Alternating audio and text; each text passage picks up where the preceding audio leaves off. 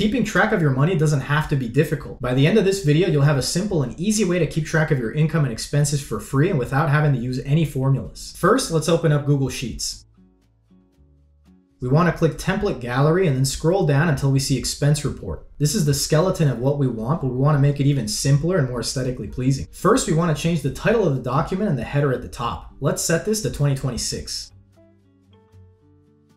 Now we want to extend the C, D, and F column, and we want to get rid of H completely.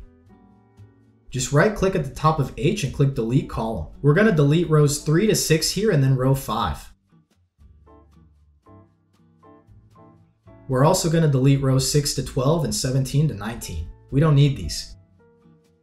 We want to make this as simple as possible, especially since we're trying to make this a habit. We're going to change the category label to type. This is where we'll put from what account something goes in or out of. Now I like to change the font color of the header to dark cornflower 2. I'm also going to select all the transaction boxes and change the font to Nunito. It looks better. Now we're going to start filling this in. First, we always put the date and then where the money is going in or out of under type. I'm going to put Chase Bank here. The description is where we describe what the transaction is. I'm going to put first job here to let me know this is my primary paycheck. Let's skip over to amount and type in the number. You'll notice the bottom highlighted total will automatically change as you input numbers in the G column. That's the beauty of using this template. Now for this second row, let's say on January 5th from Amazon, I bought the Sony a7R III, which is the camera I use, by the way. Under notes, I'll put expense to remind me at the end of the year to claim this as a tax deduction. When you enter the amount of a purchase, just put a minus followed by the number and boom, you'll notice the highlighted number at the bottom automatically adjusts. For this third row, let's say on the 8th, we paid from our Wells Fargo bank account for a pizza dinner with Vinny and Big Tony. We want to type in the amount and then let's make sure we make a note that Vinny still owes us $20. Use the notes section to set reminders and keep track of details we might forget later on. At any point, you can right click on a row and select Insert Row above to add more of them. Do this as much as necessary and as you go. I like to skip a row when moving to the next month. Now as you fill this out, you'll have something like this. An easy and effective way to see your year-to-date total as well as your yearly total. Perfect for keeping track of your money and extremely useful when planning your taxes, especially if you're self-employed. Tracking your income and expenses will not only make you more aware of where your money's going, but the added step of logging what you buy will make you rethink purchases and therefore save more money.